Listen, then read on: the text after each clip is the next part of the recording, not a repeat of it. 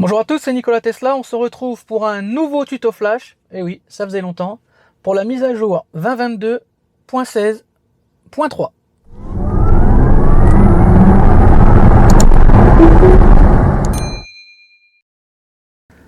Alors dans cette mise à jour, on a quelques petites nouveautés qui sont écrites au niveau de la note de mise à jour, mais on a aussi pas mal de choses qui ne sont pas écrites, on verra ça après. Donc tout d'abord, quelque chose qui me fâche tout rouge et qui va fâcher tous ceux qui ont l'EAP ou le FSD, c'est qu'à partir de maintenant, la voiture, donc vous voyez ici, la voiture ne sortira plus toute seule de l'autoroute en navigation en autopilote. Et ça, je vous avoue que c'est quand même nul, ça marchait très très bien. Là, on va devoir mettre un coup de clignotant, on va aller voir ça sur la route après. Donc c'est quand même dommage parce que franchement, ça marchait très bien. Enfin bref, encore les joies européennes. Deuxième amélioration, profil conducteur au niveau de Spotify. Mais pas seulement Spotify, en fait, de tous les comptes médias, tous les sons que vous pouvez avoir. Tidal, la radio, etc. Maintenant, ça sera associé au profil conducteur. Par exemple, moi j'écoute beaucoup la radio, Théo écoute plutôt lui la musique. Donc là, en fait, si on se met dans l'onglet musique, vous voyez que moi, là c'est le profil Nico, et vous voyez que récent et favori, c'est des radios. Et si je bascule sur le profil Théo, donc vous allez entendre le siège bouger parce qu'on ne conduit pas du tout de la même façon. Donc si je bascule sur le profil Théo, on voit que dans les récents et les favoris, c'est plutôt de la musique. Donc ça c'est sympa parce que quand on va monter dans sa voiture, on aura donc sa musique qui sera déjà accessible tout de suite et ça permettra de ne pas s'embrouiller l'un l'autre. Ça c'est plutôt pas mal. Autre note de mise à jour, quelque chose de très important qu'il va falloir vérifier au niveau du long terme si c'est efficace, c'est l'estimation de l'énergie pendant la navigation, mais qui tient compte maintenant, en gros, de la météo. Donc de l'humidité, du vent surtout, et de la température extérieure.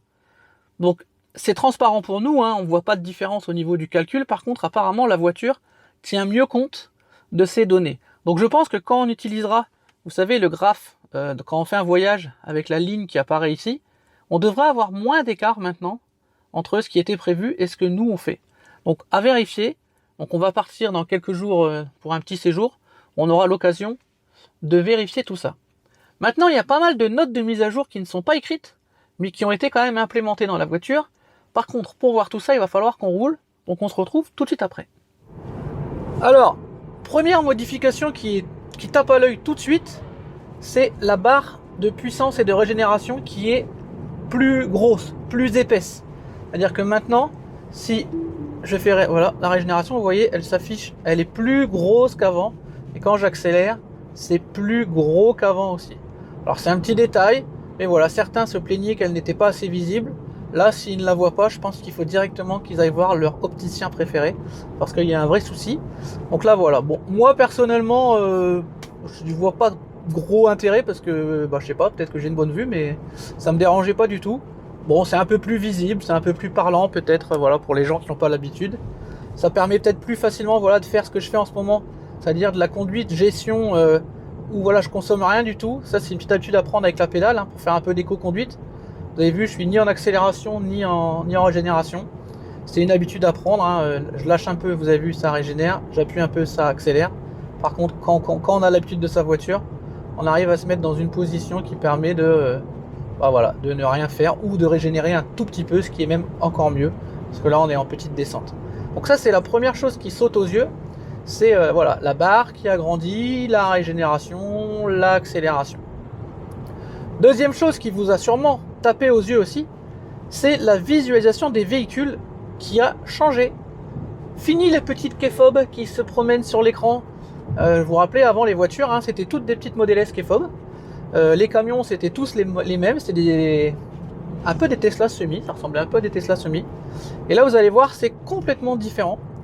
Alors ceux qui ont la bêta FSD aux États-Unis, c'est même encore mieux parce qu'on voit les portes s'ouvrir, les vitres se baisser, etc. Nous on n'a pas encore ça. Ça viendra peut-être un jour, mais pour l'instant c'est pas le cas. Mais en tout cas, le design des voitures est différent. On va essayer de vous en montrer plusieurs et on vous fera un petit montage des différentes voitures.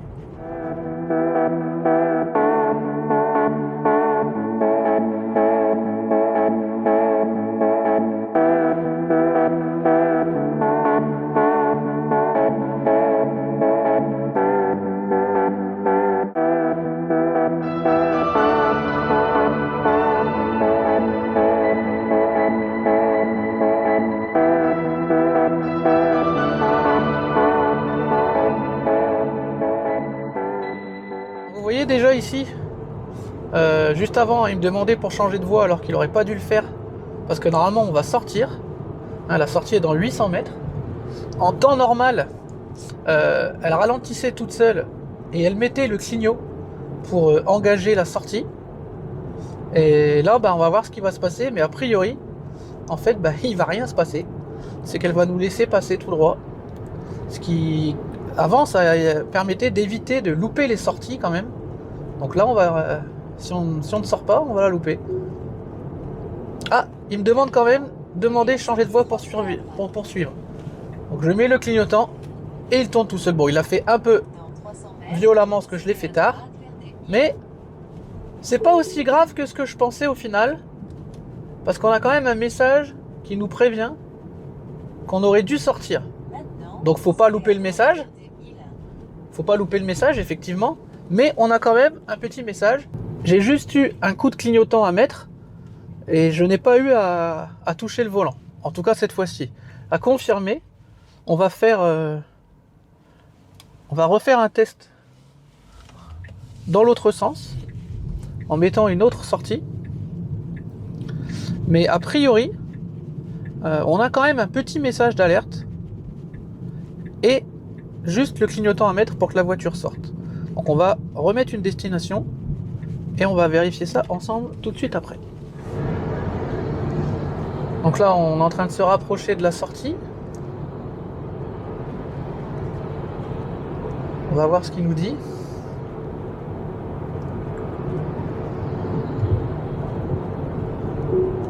Il nous demande de mettre un coup de clignotant.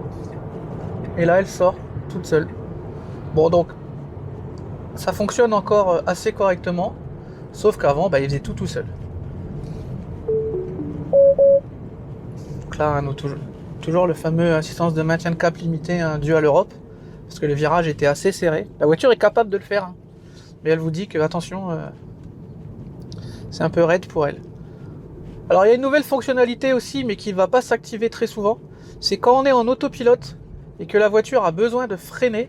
En fait, vous allez voir sur la gauche, il y a une barre qui va s'afficher, mais elle sera plus verte, elle sera grise. Pour dire qu'en fait, la voiture n'utilise pas le frein régénératif, mais utilise le frein classique. Donc là, pour l'instant, vous avez vu, elle fait tout hors frein régénératif. C'est quand même rare qu'elle ait besoin de freiner.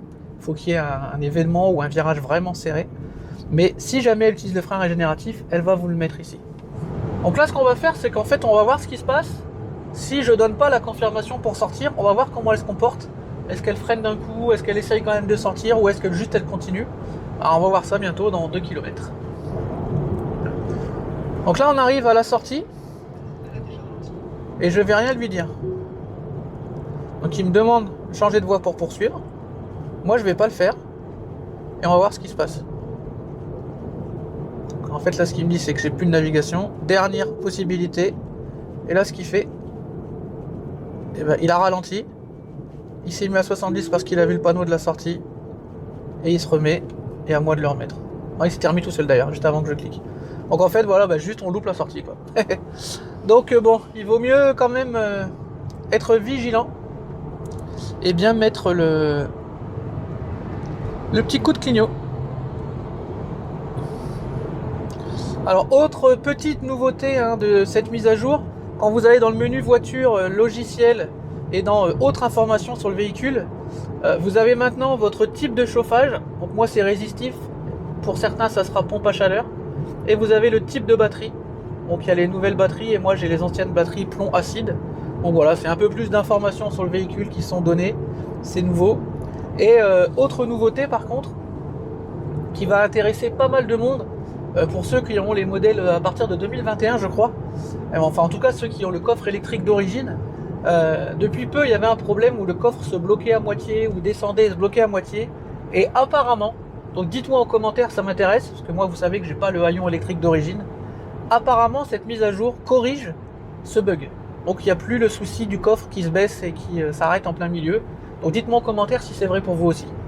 Alors, dernière petite chose aussi qu'on m'a fait remarquer dans les messages privés qu'on m'a envoyés, c'est que maintenant en fait, apparemment la climatisation apparaît sur la barre de consommation. Donc vous allez voir en fait, il faut que je le mette en drive forcément pour que la barre apparaisse. Donc là la clim est toute basse, donc on ne voit rien. Vous avez vu, je suis à 0 km/h, je roule pas, j'accélère pas. Par contre, si je monte la clim, vous allez voir que la barre va monter toute seule. Il faut laisser un peu de temps, le temps que la consommation arrive, et hop, on voit la petite barre de conso. Donc la conso de la clim apparaît maintenant. Vous allez voir, si je redescends la clim, la barre va disparaître. Alors pareil, il y a un petit temps de latence, et voilà, la barre disparaît. Donc là maintenant, a priori, la clim est prise en compte dans la barre d'énergie en haut. Donc voilà, c'est tout pour ce tuto flash mise à jour. Normalement, très bientôt, il y en aura un autre, parce que vous savez qu'en fait, la version là, c'est pas la dernière. Il y en a une qui est arrivée après avec des nouveautés assez intéressantes. J'en dis pas plus.